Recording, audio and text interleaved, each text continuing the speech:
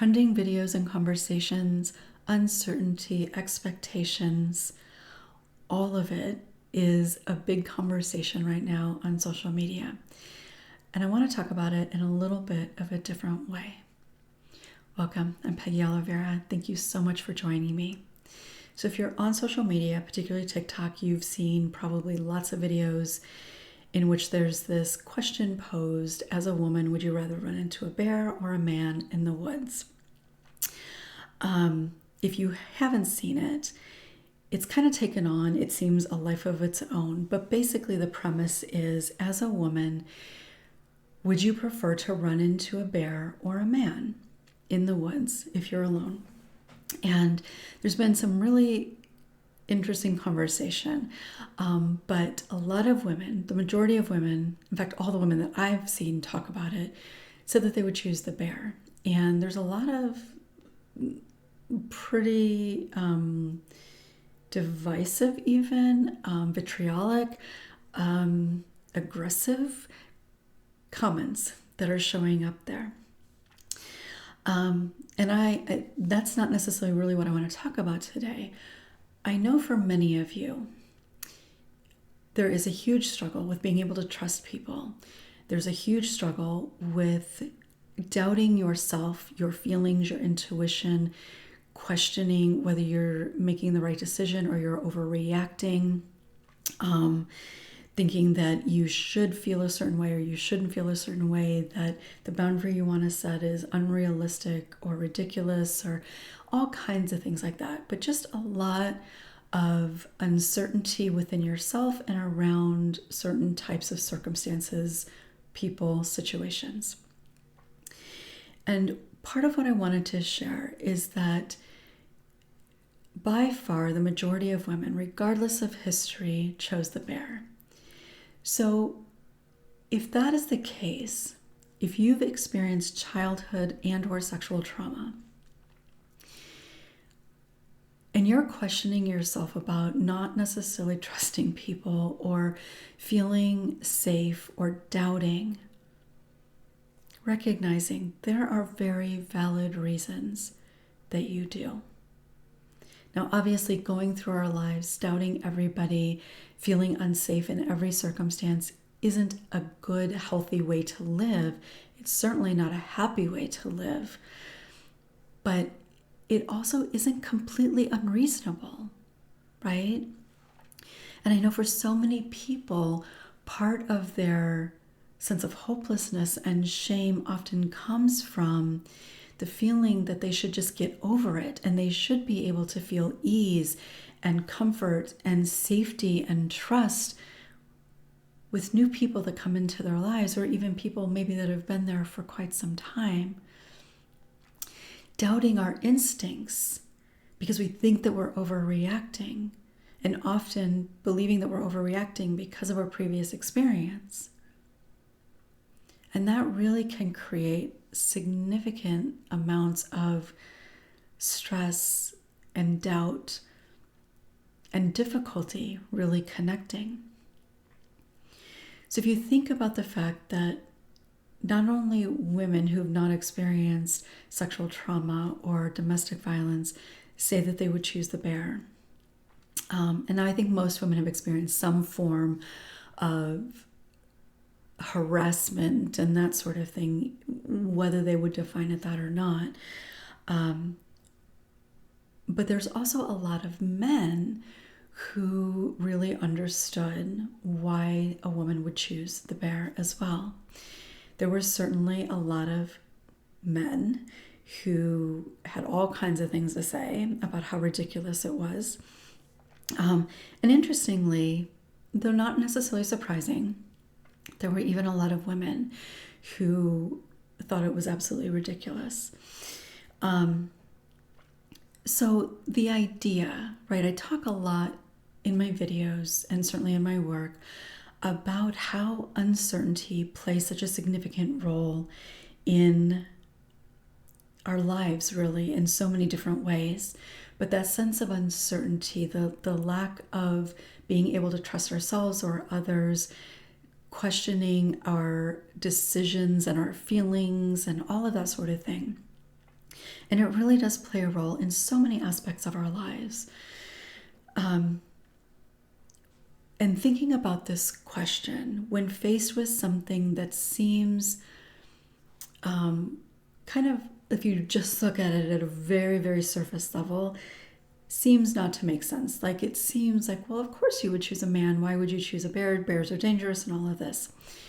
Well, the reality is that we have an expectation, right, of bears being deadly, of bears being unpredictable, of the fact that we just don't mess with bears. Even for somebody who grew up in the suburbs of Chicago, never saw a bear other than at the zoo.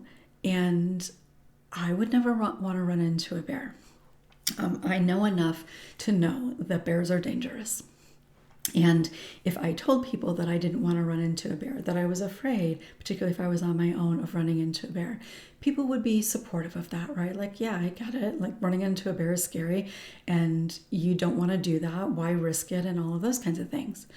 But if you talk about difficulty dating or trusting people, or, kind of getting a weird feeling from somebody that you meet, people will often, particularly men, will often discount that, tell you that you're overreacting, even blame it on your history.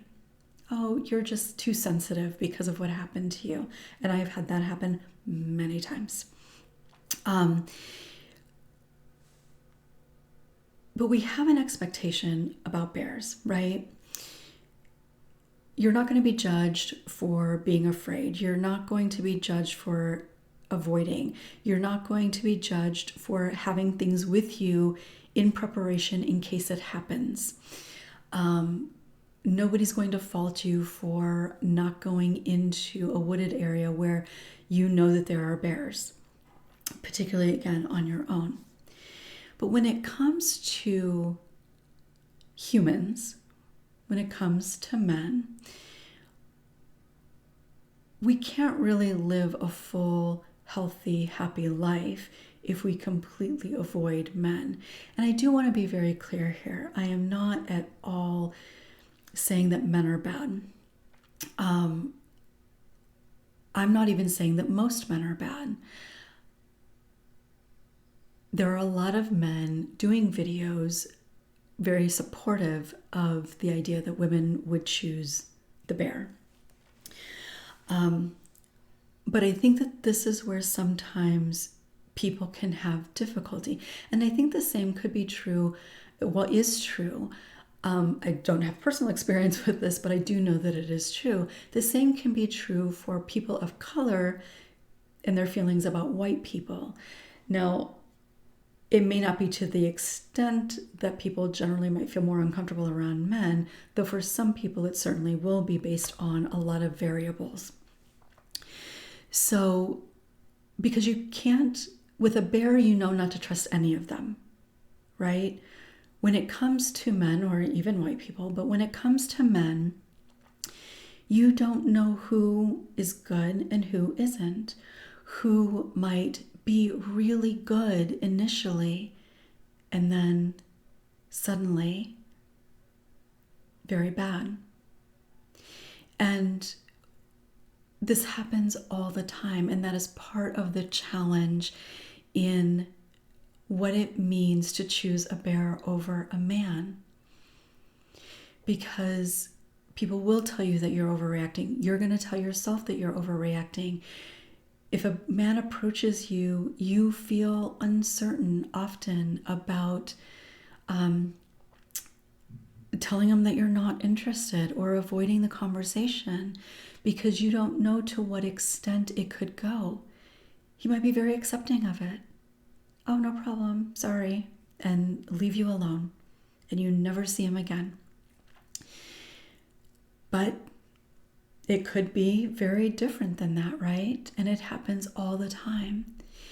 And that unknowing, that uncertainty, that is what that creates such difficulty in our lives. And as survivors of childhood sexual trauma in particular, that uncertainty means that everybody has the potential to be somebody who could do that. And for many people, the risk is too significant. And that is not an unreasonable thing to feel is a risk, because it is. Just this morning, I finished listening to a podcast of it was a true crime podcast, and a 17-year-old girl was viciously stabbed to death. And I say viciously because of the amount of stab wounds, and even after she had passed away. And an interesting thing about this is that she had gone to the police about a man who had abused her in some way or was inappropriate with her sexually in some way. And they arrested him. And so when this happened, it was thought that maybe this man had done it because she had also, I believe, been sexually assaulted, and she was killed, and she was going to end up testifying against him. So they kind of naturally assumed that he might be the one who killed her, and he wasn't. And it turned out that the person who so viciously killed her was a previous classmate at a school that she had gone to for like performing arts, gifted sorts of things, I believe. He was a brilliant violinist. Everybody thought that he was a great guy. They were friends previously, and then she ended up going to another school. And she had told somebody apparently that she thought that he liked her, but she wasn't interested in him in that way. And I don't know how much time had passed, but I think it was like at least a full year. And he ended up killing her. And he never said exactly why. He did admit to it, but he never really said why. And they believe that it's because he was interested in her and she was not interested in him. She had been friends with him. She believed that he was a good guy. His classmates, people in the community believed that he was a good guy. And yet, he viciously, violently killed her at 17 years old. She would have had a better chance with a bear because she would have avoided the bear. She would have made sure that she kept her distance. She wouldn't have befriended the bear and trusted the bear. We are not paranoid. We're not crazy. We're not too sensitive. There are reasons, very valid reasons, that we have uncertainty.